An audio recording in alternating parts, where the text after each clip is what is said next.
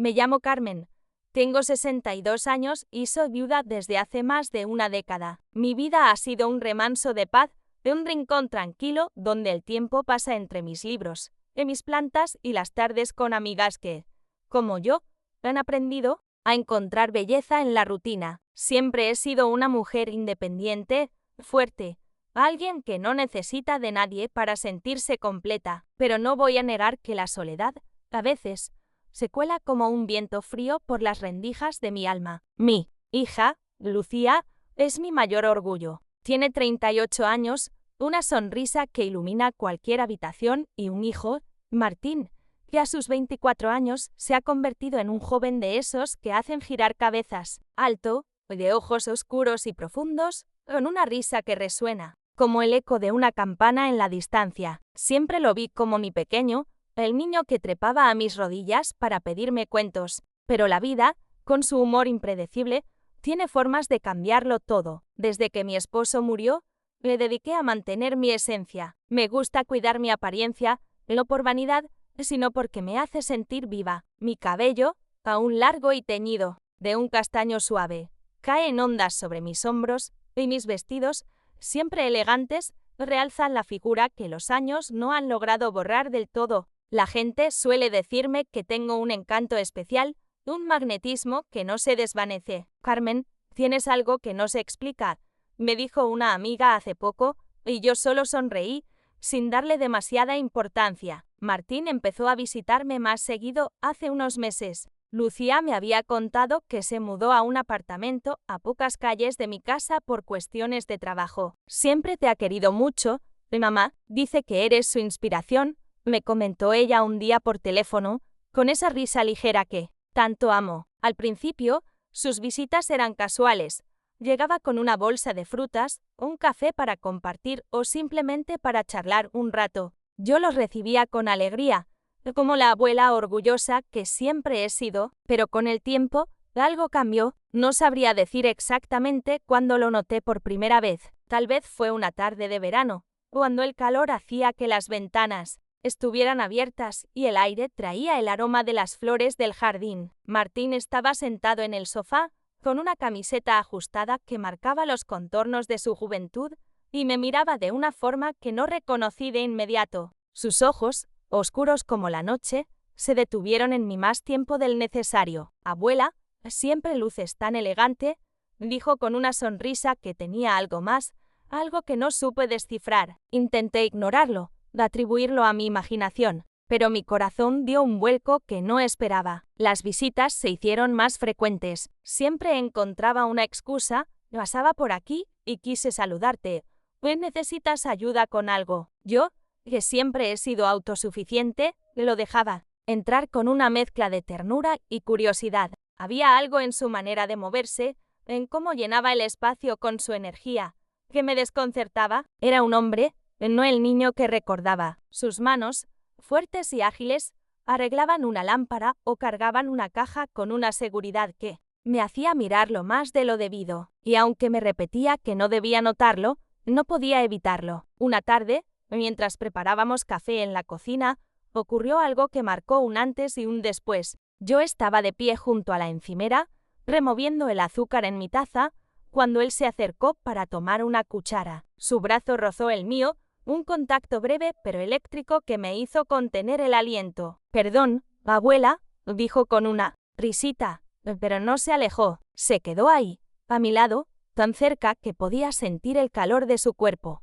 Alcé la vista y lo encontré mirándome, sus ojos clavados en los míos con una intensidad que me dejó sin palabras. «¿Sabes? Eres diferente a todas las mujeres que conozco», murmuró, y su voz tenía un matiz suave, casi íntimo. Tragué saliva, intentando reír para romper el momento, pero mi risa salió temblorosa. Intenté convencerme de que estaba imaginando cosas. Era mi nieto, oh por Dios, pero las señales seguían apareciendo, como flores que brotan donde no deberían. Sus cumplidos se volvieron más frecuentes, más personales. «Tienes una clase que no se encuentra hoy en día», me dijo una vez mientras me ayudaba a colgar un cuadro. Sus manos sostenían el marco, y yo, desde abajo, no pude evitar notar cómo la tela de su camisa se tensaba sobre sus hombros. Me sorprendí admirándolo, y una ola de culpa me inundó de inmediato. La tensión crecía con cada encuentro. Una tarde,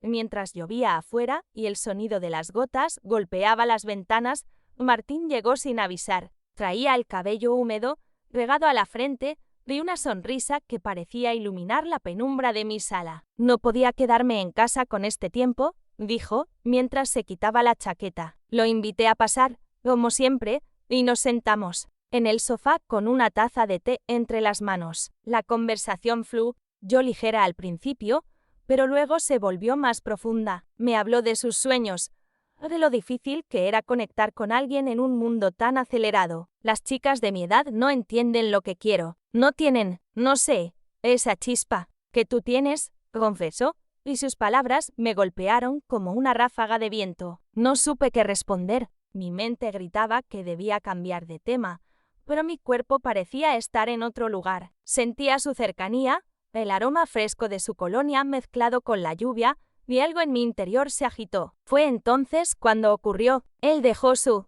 taza en la mesa, se inclinó hacia mí y, sin previo aviso, sus labios encontraron los míos. Fue un beso suave al principio, casi tentativo, como si él mismo estuviera sorprendido de su audacia. Pero cuando no lo detuve, se volvió más firme, más seguro. Sus manos encontraron mi cintura, atrayéndome hacia él con una delicadeza que contrastaba con la pasión que desprendía. Mi mundo se detuvo. Sabía que estaba mal, que esto no debía pasar, pero mi cuerpo respondió antes que mi mente pudiera protestar. Mis manos, temblorosas, se posaron en su pecho, sintiendo el latido acelerado de su corazón bajo la tela. El beso se profundizó y por un momento me perdí en él, en la calidez de su boca, en el roce de sus dedos contra mi piel. Cuando nos separamos, ambos respirábamos con dificultad. «Abuela, Carmen, no sé qué me pasa contigo», susurró, y su voz era una mezcla de deseo y confusión. Quise decirle que parara,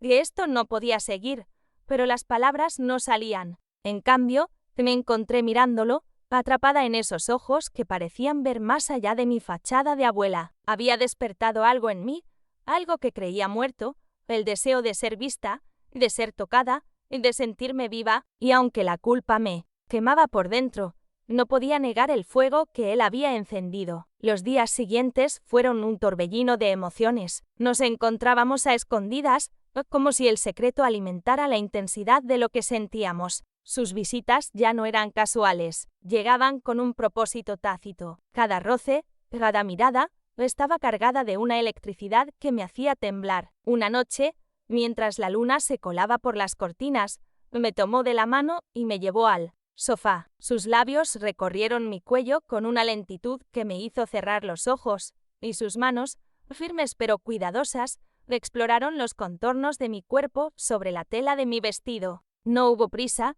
solo una danza silenciosa de caricias y susurros que me hicieron olvidar quiénes éramos. No cruzamos todas las líneas, pero lo que compartimos fue suficiente para llenarme de una mezcla de éxtasis y remordimiento. Cada encuentro era un recordatorio de lo prohibido, y eso lo hacía aún más dulce. Pero también sabía que no podía durar. El destino, siempre caprichoso, no tarda en cobrarse sus deudas. Una tarde, mientras Martín y yo reíamos en la cocina, con sus manos aún tibias sobre las mías tras ayudarme a cortar unas verduras, la puerta se abrió de golpe. Era Lucía. Su expresión pasó de la sorpresa al horror en cuestión de segundos. «¿Qué está pasando aquí?», preguntó, su voz temblando de incredulidad. Nos separamos de inmediato, pero el daño estaba hecho. Ella nos miró, primero a mí, luego a él, y las lágrimas comenzaron a brotar de sus ojos. «Mamá, ¿cómo pudiste? ¿Y tú, Martín? ¿Qué demonios te pasa?», gritó antes de salir corriendo,